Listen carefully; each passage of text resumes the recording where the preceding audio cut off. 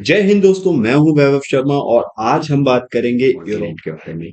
Europe continent कहाँ पे है, इसकी लोकेशंस, इसमें कौन कौन सी बाउंड्रीज हैं, ये कैसे आइसोलेट है, इन सब चीजों के बारे में बात करेंगे। तो ये रहा हमारा यूरोप कॉन्टिनेंट। अब हम आगे बात करेंगे इसी कॉन्टिनेंट में। तो सबसे पहले हम टॉपिक देखेंगे मैपिंग, कौन कौन सी कंट्री हैं इसमें, क्या इसके जो फिजियोग्राफी इसकी क्या है, इन सब चीजों के बारे में देखें। फिर इसमें वाटर बॉडी कौन कौन सी हैं, इस पे भी डिस्कशन करेंगे। और माउंटेन रेंज कौन सी है। अच्छा, यूरोप कॉन्टिनेंट इकलौता ऐसा महाद्वीप है जहां पे कोई भी आपको मरुस्थल या डेजर्ट देखने को और या प्लेटू या पठार देखने को नहीं मिलते हैं। ठीक है, तो आइए हम देखते हैं सबसे पहले अपने यूरोप कॉन्टिनेंट के बारे में। यूरोप कॉन्टिनेंट कहाँ पे है, इसकी लोकेशन। हमारा प्यारा भारत। ये देखो, इन्होंने भारत का नक्शा कितना गलत बनाया हुआ है। ये इतना इन्होंने डिस्प्यूटेड एरिया को बिल्कुल गायब कर दिया, तो इस पे ध्यान मत देना। ठीक है, तो ये रहा हमारा प्यारा भारत। प्यारे भारत से अगर हम उत्तर पश्चिम की तरफ चलेंगे, नॉर्थ वेस्ट की तरफ चलेंगे, तो आपको एक कॉन्टिनेंट दिखाई देगा। और ये रहा पूरा कॉन्टिनेंट। ये ऊपर तक पूरा कॉन्टिनेंट देखने को मिलेगा और ये रहा पूरा कॉन्टिनेंट आपका यूरोप कॉन्टिनेंट। ठीक है, यूरोप महाद्वीप। तो यूरोप महाद्वीप में बात करें, देखिए ये रहा हमारा यूरोप महाद्वीप। तो यूरोप महाद्वीप को थोड़ा देख लें यहाँ पे। देखो, ये रहा। ऊपर जाएंगे तो सबसे पहले ऊपर हमें मिलेगा आर्कटिक ओशियन। ठीक है, ये मिलेगा। ये वाला पूरा पार्ट किसका है, ये वाला पूरा पार्ट आर्कटिक ओशियन का है। इसके बाद नीचे आएंगे तो यूरोप की जो कंट्रीज हैं वो देखने को मिलेंगी। और यूरोप की कौन कौन सी कंट्री देखने को मिलेगी, जैसे आपकी स्वीडन, नॉर्वे, फिनलैंड, इस्तोनिया, लतविया, लिथुआनिया। और ये रशिया का 30% भाग आपका यूरोप में पड़ता है और 70% अप्रोक्स पार्ट आपका देखने को मिलेगा कहाँ पे, एशिया में। ठीक है, इसके बाद यूके, आपको Germany, Poland, Belarus, Ukraine, Romania, ठीक है, Greece, Hungary, Italy, France, Spain, पुर्तगाल, ये सारी कंट्री क्या है, ये देखो ये यहाँ पे छोटी छोटी कंट्री हैं आपकी।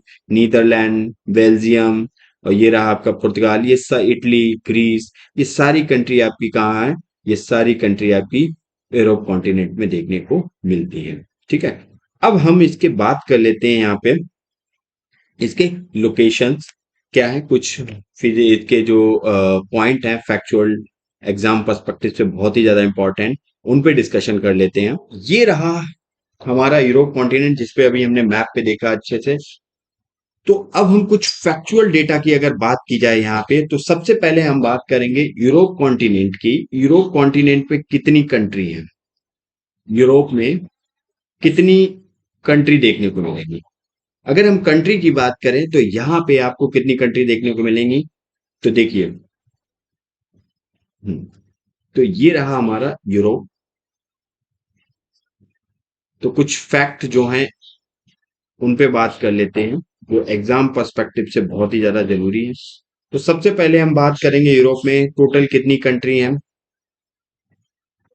टोटल कंट्री की बात करें तो टोटल आपको कंट्री यहां मिलेंगी कितनी, 44 कंट्री।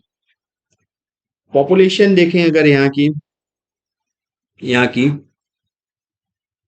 जो जनसंख्या है, उस जनसंख्या की बात की जाए तो यहाँ पे जनसंख्या कितनी देखने को मिलेगी, पूरी दुनिया की जनसंख्या की 9.54% ऑफ द वर्ल्ड। पूरी दुनिया की जितनी जनसंख्या है उसकी 9.54% आपको जनसंख्या यूरोप कॉन्टिनेंट में देखने को मिलेगी, 44 देशों में। इसके बाद यहाँ पे हम साइज की बात करें कि इसका साइज कितना है, तो अगर इसके आइलैंड जो इसके द्वीप हैं, ठीक है, उनको भी मिला लिया जाए, इसके इंक्लूडिंग आइलैंड्स, इसके द्वीप को भी मिला दिया जाए इंक्लूडिंग आइलैंड्स, जो इसके द्वीप हैं उनको भी मिला लिया जाए, तो ये कम से कम 10 मिलियन स्क्वायर किलोमीटर का एरिया कवर करता है। ये ये इतना बड़ा है, अगर साइज वाइज देखा जाए तो 3 टाइम्स ऑफ इंडिया। भारत, इसमें 3 भारत समा जाएंगे, इतना बड़ा ये है। अप्रोक्सीमेटली 3 भारत इसमें समा जाएंगे, इतना बड़ा साइज वाइज है ये। ठीक है, अब हम इसके लोकेशंस की बात करें तो देखो, लोकेशंस की बात करें तो यहाँ पे अगर इसकी जो स्थिति कहाँ पे है ग्लोब पर, या ज्योग्राफिकली इसकी स्थिति देखी जाए, तो इसकी स्थिति की बात करें ज्योग्राफिकली वो आपको कहाँ मिलेगी। अगर हम देखो यहाँ पे हम आपको पढ़ा चुके थे कई जो लेक्चर हैं उनमें फिजिकल ज्योग्राफी में पढ़ा चुके हैं हम आपको यहाँ पे कि ये हमारे क्या होते हैं, ये जो ऐसी वर्टिकल ऊर्ध्वाधर लाइन होती है इन्हें हम लॉन्गिट्यूड कहते हैं, देशांतर कहते हैं, लॉन्गिट्यूड या देशांतर कहते हैं। और जो हॉरिजॉन्टल लाइन होती हैं इस टाइप की, इन्हें हम क्या कहते हैं, अक्षांश, अक्षांश कहते हैं, लैटिट्यूड कहते हैं, लैटिट्यूड कहते हैं। ठीक है, तो अगर इसका लैटिट्यूड मतलब अक्षांश के पर्सपेक्टिव में इसका अगर देखी जाए लोकेशन, अक्षांश के पर्सपेक्टिव में इसकी लोकेशंस देखी जाए तो ये कितने डिग्री स्ट्रेचेस आपको मिलेगा, तो ये 35 डिग्री नॉर्थ लैटिट्यूड टू उत्तरी से 80 डिग्री नॉर्थ आपको देखने, ये पूरा आपको कॉन्टिनेंट नॉर्दर्न हेमिस्फीयर में देखने को मिलेगा। ये वाला पूरा पार्ट क्या है, ये नॉर्दर्न हेमिस्फीयर है, उत्तरी गोलार्ध है ये। और ये पूरा महाद्वीप आपको उत्तरी गोलार्ध में देखने को मिलेगा। तो उत्तरी गोलार्ध में होने की वजह से इसके आगे जो पीछे ये नॉर्थ एन लगा है ये है उत्तरी, इसका मतलब नॉर्थ है, उत्तरी है। तो 35 नॉर्थ डिग्री से लेके 80 डिग्री नॉर्थ डिग्री जो नॉर्थ लैटिट्यूड पे आपको देखने को मिलेगा। वहीं लॉन्गिट्यूड की बात करें, लॉन्गिट्यूड जिसका नाम है देशांतर, तो देशांतर की बात की जाए तो देशांतर पे कितने पे मिलेगा, तो ये 10 degree west to 60 degree east देखने को मिलेगा। ये आपका 10 डिग्री आपका ये है और 60 डिग्री आपका ईस्ट देखने को मिलेगा, मतलब अप्रोक्स 10 डिग्री ये होगा, ये नहीं होगा, ये 10 degree west to 60 degree east देखने को मिलेगा, ये 60 डिग्री ईस्ट देखने को मिलेगा। ये है आपकी लॉन्गिट्यूड। तो अगर लॉन्गिट्यूड वाइज अगर देखा जाए तो ईस्टर्न और वेस्टर्न दोनों ही हेमिस्फीयर में देखने को मिलता है। अगर लैटिट्यूड के पर्सपेक्टिव में देखा जाए, अक्षांश के पर्सपेक्टिव में देखा जाए तो ये केवल आपको उत्तरी गोलार्ध में देखने को मिलेगा। तो ये जो की पॉइंट मैं बता रहा हूं, यहां से क्वेश्चन स्टेटमेंट वाइज कैसे भी आपसे मतलब घुमा के क्वेश्चन पूछा जा सकता है। तो मेरा कहने का मतलब है एग्जाम में आपके इतना सब कुछ बताने का मतलब ये है कि एग्जाम में आपसे क्वेश्चन छूटना नहीं चाहिए, लोकेशन तक ये आपको पता होनी चाहिए कि कितने, यही तो मैपिंग है। अगर हम वापस आए अपने मैप पे तो ये वाली जो लोकेशंस आपको दिख रही है, ये जो डिग्री अगर अक्षांश के पर्सपेक्टिव में देखें, लैटिट्यूड के पर्सपेक्टिव में देखें तो ये कितना ऊपर वाला है, ये 80 डिग्री नॉर्थ लैटिट्यूड है। और नीचे जाएंगे तो ये नीचे वाला जो आपको यहां पे मिलेगा, ये देखो, ये आपको मिलेगा, ये देखो साइप्रस इसी का पार्ट है। तो ये मिलेगा आपको कितना, 35 डिग्री नॉर्थ लैटिट्यूड से। अब इसके बीच में पूरा ये आपका यूरोप कॉन्टिनेंट देखने को मिलता है। वहीं हम बात करें तो ये आयरलैंड, आइसलैंड से लेके आपका ये जो रशिया का पार्ट है इधर यहां तक, तो ये 60 डिग्री आपका ईस्ट हो गया, पूर्वी हो गया। और ये कितना हो गया, ये 10 डिग्री आपका वेस्ट पश्चिम हो गया। तो ये देशांतर की लोकेशन। तो इस बीच में आपका ये जो पूरा मिल रहा है, ये पूरा क्या है, ये आपका यूरोप महाद्वीप है, यूरोप कॉन्टिनेंट है। तो उम्मीद करता हूं ये समझ गए होंगे। अच्छा, अब एक चीज यहाँ पे और है, जो यूरोप कॉन्टिनेंट है वो आपको टेम्परेट जोन में मिलेगा। जैसे हमने यहाँ पे बात की थी, ये थी ट्रॉपिक ऑफ कैंसर, मतलब कर्क रेखा जिसे ट्रॉपिक ऑफ कैंसर बोलते थे। ये थी मकर रेखा जिसे ट्रॉपिक ऑफ कैप्रिकॉन बोलते थे। और ये थी विषुवत या भूमध्य रेखा जिसे इक्वेटर बोलते थे, इक्वेटर, भूमध्य रेखा। अब इसके बीच का जो क्षेत्र होता है ट्रॉपिक ऑफ कैंसर से लेके ट्रॉपिक ऑफ कैप्रिकॉर्न, कर्क रेखा से लेके मकर रेखा के क्षेत्र को क्या बोलते हैं, उष्णकटिबंधीय क्षेत्र, ट्रॉपिकल जोन, इसको ट्रॉपिकल जोन बोलते हैं। और ट्रॉपिकल जोन के बाद ऊपर एक आपका जोन आ जाता है, पोलर जोन आ जाता है। ये पोल्स होते हैं यहाँ पे, नॉर्थ पोल नीचे साउथ पोल। तो पोलर वाले आर्कटिक जो ये वाली लाइन है, इसके बीच का जो ये वाला क्षेत्र है जो मैं यहाँ पे पेंट कर रहा हूं, ये वाला जो क्षेत्र है इसको ही टेम्परेट जोन बोलते हैं। ठीक है, ऊपर भी नीचे भी दोनों साइड आपको देखने को मिलेगा। तो इसको ही टेम्परेट जोन बोलते हैं, टेम्परेट जोन, जिसे कहते हैं शीतोष्ण क्षेत्र, शीतोष्ण क्षेत्र। तो यहीं पे आपका यूरोप कॉन्टिनेंट पूरा देखने को मिलता है। तो ट्रॉपिकल जोन में देखने को नहीं मिलता है। तो स्टेटमेंट वाइज आपसे क्वेश्चन अगर पूछ भी लिया जाए तो मैपिंग में आपको पता होना चाहिए, ये पूरा का पूरा आपका टेम्पर्ड जोन में देखने को मिलता है। अब हम बात कर लेते हैं एक और इम्पोर्टेंट यहाँ पे, तो इसको नोट डाउन कर लेना। अब हम यहाँ पे बात कर लेते हैं, यहां से एक बहुत ही इंपॉर्टेंट लॉन्गिट्यूड गुजरते जाती है। लॉन्गिट्यूड, देखो, जिसे देशांतर बोलते हैं। अब देखो, जो 0 डिग्री लैटिट्यूड होता है उसे क्या कहते हो? उसे तो आप भूमध्य रेखा या इक्वेटर कहते हो। और 0 डिग्री जो लॉन्गिट्यूड होती है उसे हम क्या कहते हैं? उसका दूसरा नाम है प्राइम मेरिडियन। प्राइम मेरिडियन, जिसे कहते हैं प्रमुख यामोत्तर। प्रमुख यामोत्तर। अब ये प्रमुख यामोत्तर यूरोप कॉन्टिनेंट, अफ्रीका कॉन्टिनेंट, दो कॉन्टिनेंट से होके पास होती है।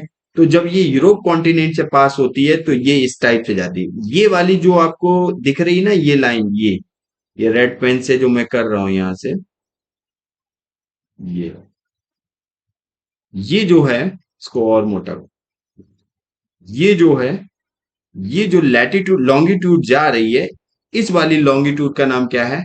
ये वाली लॉन्गिट्यूड ही आपकी क्या है? प्राइम मेरिडियन है। जो 0 डिग्री लॉन्गिट्यूड है, और ये टाइम, इसके अकॉर्डिंग ही हम जो टाइम जोन है उसको डिसाइड करते हैं। तो ये क्या है, इस पे क्वेश्चन बनता है। तो यूके अगर पूछ दिया जाए कि यूरोप कॉन्टिनेंट के कितनी कंट्री से पास होती है, तो एक तो आपका यूके आ गया, एक आपका फ्रांस आ गया, और एक आपका स्पेन आ गया। तो 3 कंट्री से पास होती है, और 2 कॉन्टिनेंट से पास होती है, अफ्रीका और, दो 3 कॉन्टिनेंट से पास होती है, अफ्रीका, अंटार्कटिक और अफ्रीका, वो यूरोप कॉन्टिनेंट से पास होती है। तो उम्मीद करता हूं ये भी आप समझ गए होंगे। अच्छा, ये लंदन से पास होती है, ठीक है। चलिए, अब हम बात कर लेते हैं बाउंड्रीज की। चलिए, अब हम बाउंड्रीज की बात करें, तो देखिए, यूरोप कॉन्टिनेंट की सबसे पहले हम बाउंड्रीज की बात करें, ये आइसोलेट है एक टाइप से, मतलब टच ना, कहीं न कहीं तो टच है। बाउंड्रीज की बात करें, इसकी सीमाएं कहां कहां से मिलती हैं, सीमाएं कहां कहां से मिलती हैं, तो देखिए, सबसे पहले हम बात करें, ईस्ट में जाएं, पूरब में जाएं, तो पूरब में आपको देखने को मिलेगा यूराल माउंटेन, रशिया में पाया जाता पूरा। ये पूरा का पूरा आपको रशिया में देखने को मिलेगा। और रशिया क्या है? रशिया का 70% भाग आपको कहाँ मिलेगा? आपको एशिया कॉन्टिनेंट में देखने को मिलेगा, और 30% भाग आपको यूरोप कॉन्टिनेंट में देखने को मिला। ये वाला जो इधर व्हाइट वाला पार्ट है रशिया का, ये यूरोप कॉन्टिनेंट में देखने को मिलता है। और यहीं पे मोस्टली यहाँ की जनसंख्या, ज्यादातर पॉपुलेशन रशिया की यूरोप कॉन्टिनेंट में ही रहती है, 30% में। क्योंकि जो आपका 70% है वो साइबेरियन क्षेत्र है, बर्फ से मोटी चादरों से ढका हुआ क्षेत्र है, सर्वाइवल नहीं है वहां पे रहना, ठीक है। ईस्ट में आप देखें तो यूरल माउंटेन मिलेगा। यूरल माउंटेन रशिया में ही पाया जाता है, जो ईस्ट टू वेस्ट रशिया को क्या करता है? डिवाइड करता है। और ये आपकी यूरोप और एशिया कॉन्टिनेंट की बाउंड्री लाइन भी है, ठीक है। इसके बाद नीचे आएंगे तो कैस्पियन सी मिलेगा। ये देखो रहा कैस्पियन सी, ये भी एशिया और यूरोप के बीच बाउंड्री लाइन है। और इसके बाद नीचे आएंगे तो एक और आपको यहां पे देखने को मिलेगा, इस मैप में दिख नहीं रहा, यहां पे देखने को मिलेगा, जिसका नाम है कैकाकस, कैकासस माउंटेन रेंज है।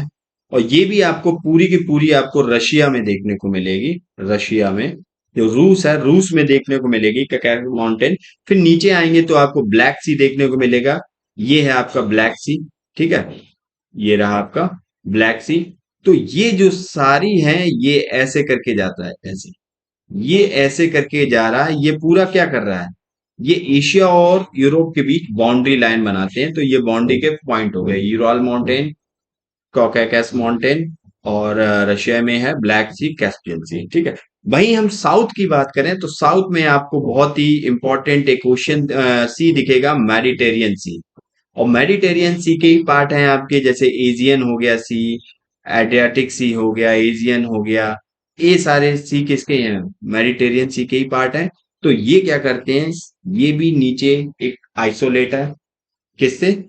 आपको देखने को मिलेगा, बिल्कुल। तो ये साउथ में जो बाउंड्री बनाता है, तो वो आपका मेडिटेरियन सी से बाउंड्री बनाता। और यहाँ पे एक आपको स्ट्रेट दिखेगा, ये जो हमने यहाँ पे किया है, ये एक स्ट्रेट है। और इस स्ट्रेट जल संधि है।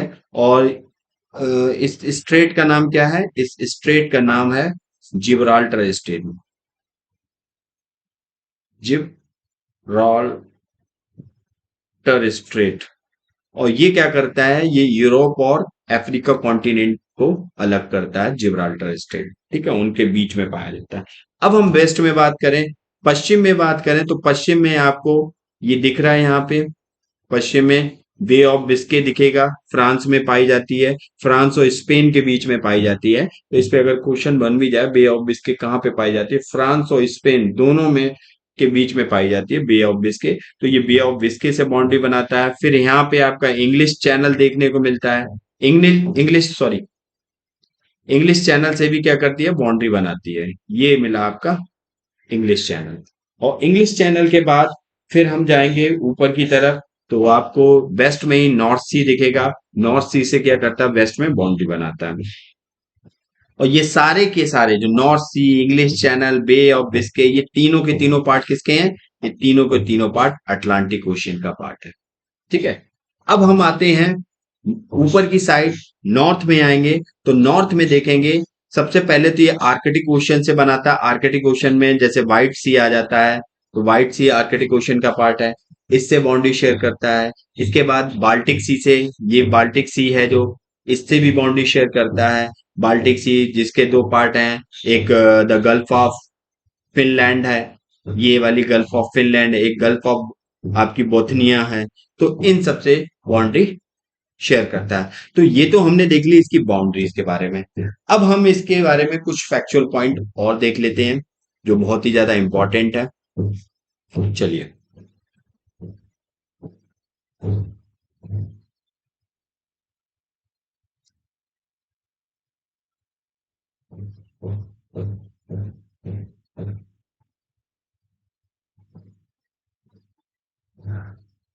तो देखिए, अब कुछ फैक्चुअल पॉइंट देखे जाएं, तो हमने सबसे पहले बात की थी यहाँ पे कितनी 44 कंट्रीज थी।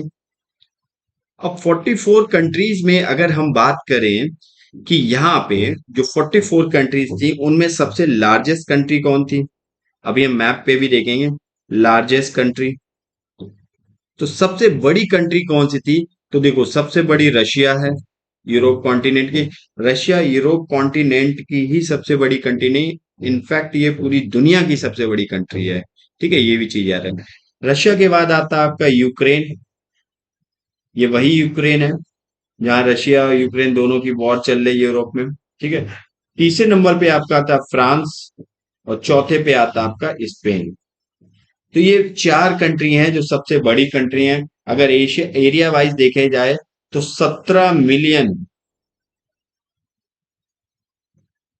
स्क्वायर किलोमीटर एरिया कवर करता है पूरा रशिया, पूरे अर्थ पे।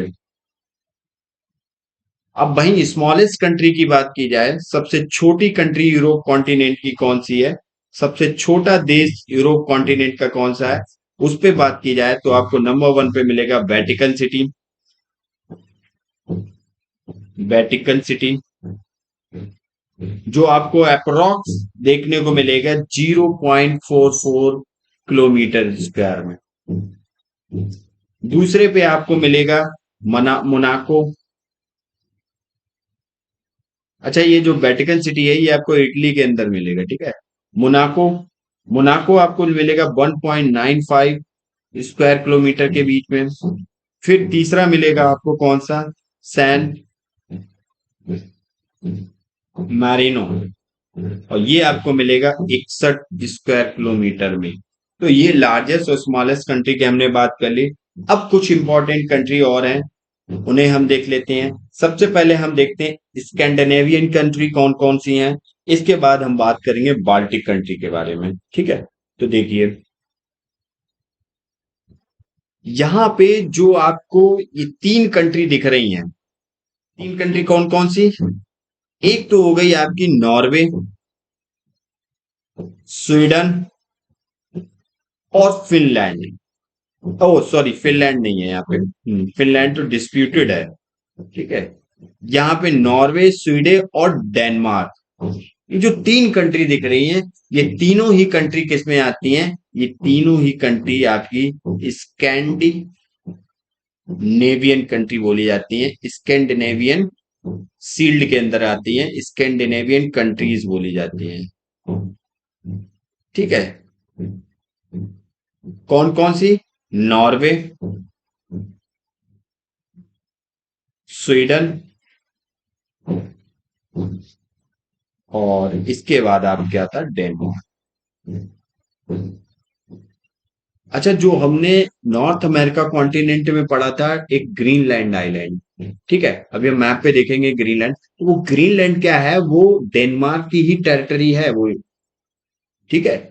एक, तो ये तीन कंट्री आपकी किसमें आती है, नॉर्वे, स्वीडन और डेनमार्क, ये तीनों आती हैं आपकी स्कैंडिनेवियन कंट्रीज के अंदर। स्कैंडिनेवियन क्या है, स्कैंडिनेवियन यूरोप कॉन्टिनेंट के नॉर्थ में एक पेनिनसुला है, एक प्रायद्वीप है। प्रायद्वीप क्या होता है, पेनिनसुला की बात करें, पेनिनसुला एक ऐसी ज्योग्राफिकल स्ट्रक्चर होता है कि जो तीन तरफ से वाटर बॉडीज से कवर हो और एक तरफ लैंड से कवर हो। जैसे हम भारत की बात करें तो भारत का ये वाला जो पार्ट है नीचे वाला, ये क्या है, इधर अरेबियन सी है, इधर बे ऑफ बंगाल है, नीचे गल्फ ऑफ मन्नार है, और ऊपर पूरा लैंड एरिया है। तो ये क्या हुआ है, इसीलिए इसे प्रायद्वीप भारत बोलते हैं, नीचे वाले भाग को पेनिनसुला, इंडियन पेनिनसुला बोलते हैं। तो ये वाला जो आप पोर्शन देख रहे हो, ये देखो, ये क्या है, स्कैंडिनेवियन पेनिनसुला है पूरा ये पूरा स्कैंडिनेवियन पे, एक तरफ तो ये लैंड एरिया से गिरा, बाकी तीन तरफ बॉडी से गिरा है, नॉर्वेजियन सी, नीचे नॉर्थ सी, इधर आपका बाल्टिक सी। तो इसी इसी इसलिए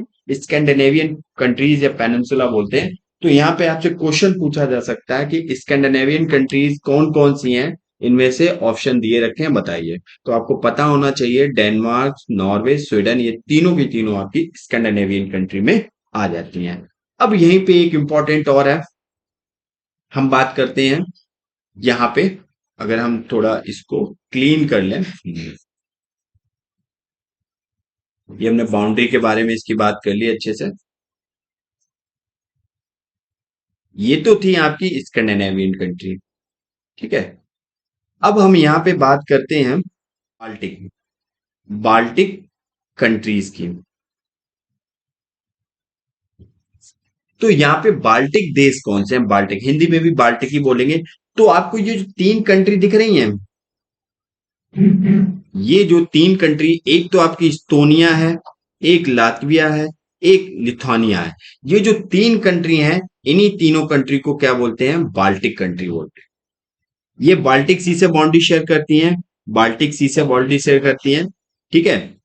तो ये आपकी तीन कंट्री आती है, कौन कौन सी, इस्तोनिया, लतविया और लिथुआनिया, ये तीनों की तीनों आपकी बाल्टिक कंट्री हैं, बाल्टिक नेशन है, देखने को मिलेंगे। अब हम थोड़ा मैप पे देख लेते हैं इनको। देखो, अगर हम मैप पे देखें, सबसे पहले स्कैंडिनेवियन कंट्री के बारे में जाएं, तो ये जो तीन कंट्री दिख रही हैं आपको, स्वीडन, नॉर्वे, डेनमार्क, ये तीनों की तीनों कंट्री कैसी, स्कैंडिनेवियन कंट्री हैं, ठीक है। अब स्कैंडिनेवियन की बात करें तो देखो, नॉर्वे, डेनमार्क की बात सबसे पहले हम कर लेते हैं। डेनमार्क क्या है, डेनमार्क के इधर आपको नॉर्थ सी मिलेगा, ऊपर आपको यहाँ पे क्या मिलेगा, नीचे एक साइड ये जर्मनी से बाउंड्री शेयर करता है, ठीक है, और इस साइड ये बाल्टिक सी से बाउंड्री शेयर करता है, ठीक है। ये पूरा नॉर्थ सी का पार्ट है।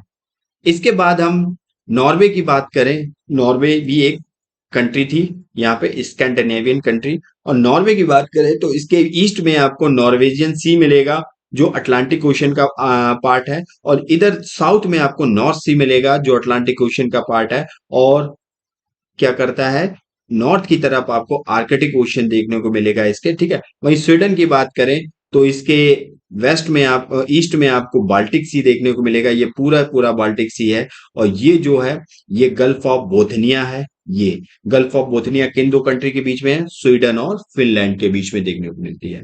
इसके बाद गल्फ ऑफ फिनलैंड देखी जाए तो गल्फ ऑफ फिनलैंड आपको फिनलैंड के बीच में, फिनलैंड और किसके बीच में देखने को मिलेगी, फिनलैंड, रशिया और इस्तोनिया, इन तीन के बीच में आपको गल्फ ऑफ फिनलैंड देखने को मिलती है। तो ठीक है, अब यहाँ पे अगर करंट बेसिस क्वेश्चन पूछे जाएं तो आपसे पूछे जा सकते हैं, रशिया के बेस पे क्वेश्चन पूछे जा सकते हैं।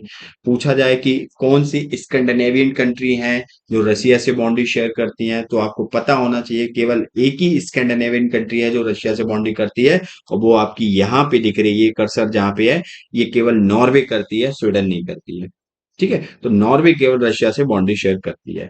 वहीं अब हम बात कर लेते हैं यहाँ पे जो हमारी कंट्री थी बाल्टिक नेशन, तो ये था इस्तोनिया, ये लतविया, ये लिथुआनिया। अच्छा, इनकी कैपिटल भी एक बार जब मैपिंग देखो, ठीक है, तो जब मैपिंग करो अच्छे से तो इनके कैपिटल के नाम भी लिख लेना। कभी कभार क्वेश्चंस बन जाते हैं मैच द फॉलोइंग में, या समथिंग क्वेश्चन पूछ दिए जाते हैं आपके। तो ये रहा इस्तोनिया। अब इस्तोनिया की कैपिटल आपके लिए क्वेश्चन है, कमेंट में लिख के बताइए कहाँ पे है। और लतविया की कैपिटल और लिथुआनिया की कैपिटल। तो ये रहा इस्तोनिया। अब इस्तोनिया भी देखो, इस्तोनिया, लतविया, लिथुआनिया तीनों ही रशिया से बाउंड्री टच करती हैं। अब आप कहेंगे कि लिथुआनिया कहाँ कर रही है सर? देखिए, ये जो ग्रीन वाला पार्ट दिख रहा है आपको, कलिंगार्ड, कलिंगार्ड ये क्या, रशिया का ही पार्ट है। तो इसी लिथुआनिया भी रशिया से बाउंड्री शेयर करती है। यहाँ पे ट्रिकी क्वेश्चन आपसे बनाया जा सकता है। तो ये रहा आपका रशिया, ग्रीन वाला, और इससे एस्तोनिया टच करता है। ये तीनों की तीनों कंट्री आपकी कौन सी है? बाल्टिक नेशन है। और ये जो गल्फ है, गल्फ ऑफ रीगा रहा, ये गल्फ ऑफ रीगा देखने को मिलेगा, ये लतविया में देखने को मिलेगा और एस्तोनिया में देखने को मिलेगा। ये बाल्टिक सी रहा। ठीक है, तो उम्मीद करता हूं आप समझ गए होंगे। चलिए,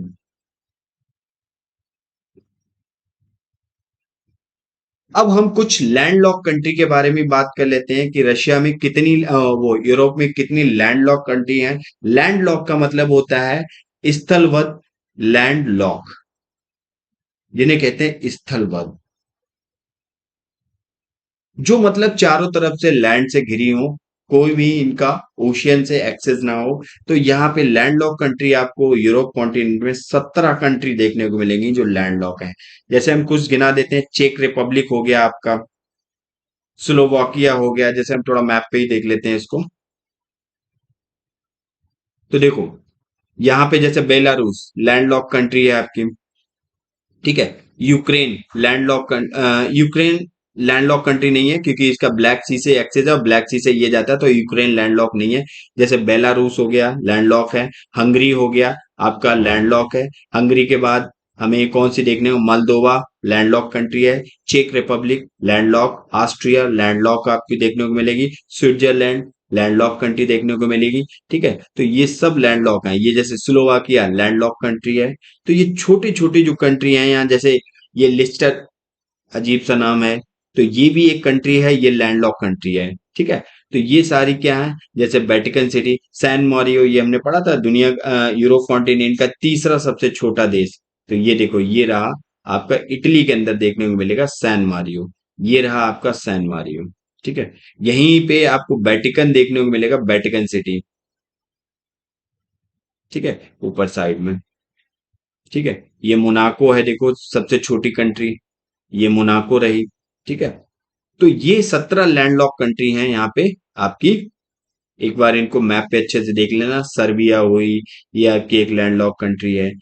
ठीक है, तो ये सारी लैंडलॉक कंट्री, इनका कोई एक्सेंट। तो यूक्रेन लैंडलॉक कंट्री नहीं है क्योंकि यूक्रेन से आप ब्लैक सी में आएंगे और ब्लैक सी से आप ये डार्डनल स्टेट होते, बॉस्फोरस स्टेट होते हुए आप मरमरा सी में एंटर करेंगे। मरमरा सी से डार्डनल स्ट्रेट होते हुए आप मेडिटेरियन सी, और मेडिटेरियन सी से आप जिब्राल्टर स्ट्रेट होते हुए सीधे आप अटलांटिक ओशन दुनिया में कहीं जा सकते हैं। तो इसलिए यूक्रेन एक लैंडलॉक कंट्री नहीं है। रशिया तो लैंडलॉक है ही नहीं। ठीक है, और ये देखो सबसे बड़ी कंट्री, इसके बाद सेकेंड लार्जेस्ट कंट्री, इसके बाद ये फ्रांस रहा। ठीक है, और फ्रांस, अब इन पे क्वेश्चन भी पूछे जा सकते हैं कि फ्रांस कितने कंट्री को बॉन्डी शेयर करता है, या ऑप्शन में दे रखा होगा तो आपको पता होना चाहिए। फ्रांस बेल्जियम से बॉन्डी शेयर करता है, जर्मनी से करता है, और ये एक छोटा सा देश आपको मिलेगा लग्जमबर्ग। तो लग्जमबर्ग से भी बॉन्डी शेयर करता है, फिर स्विट्जरलैंड से बॉन्डी शेयर करता है, इटली से बॉन्डी शेयर करता है, और इधर स्पेन से। तो इतनी कंट्री से आपका फ्रांस बॉन्डी शेयर करता है। अब ये रहा एक बिल्कुल ही आइसोलेटेड आपको आइलैंड टाइप का दिखेगा, जिसका नाम है ब्रिटेन, यूके। अब ये जो लाइट ग्रीन कलर का दिख रहा है ये पूरा यूनाइटेड किंगडम है। बट ये नीचे वाला भी आयरलैंड का अगर पार्ट मिला लिया जाता है इसमें, तो ये ब्रिटिश बन जाता है पूरा। ठीक है, तो इस पे एक सेपरेट लेक्चर लेंगे, इस पे बता देंगे कौन कौन सी कंट्री आती है इसमें। स्कॉटलैंड, इंग्लैंड, वॉल और नॉर्दर्न आइलैंड का कुछ पार्ट मिला के ये यूनाइटेड किंगडम बनता है। ठीक है, तो इस पे जब सेपरेट लेक्चर लेंगे तब देखेंगे। तो चलिए, तो ये था हमारा लेक्चर। एक यूरोप कॉन्टिनेंट की मैपिंग हमने देख ली, क्या क्या क्वेश्चंस बन सकते हैं, इन सारी चीजों पे डिस्कस कर लिया। अब मिलते हैं नेक्स्ट लेक्चर में, जिसमें हम वाटर बॉडीज के बारे में देखेंगे यूरोप की। तब तक के लिए जय हिंद।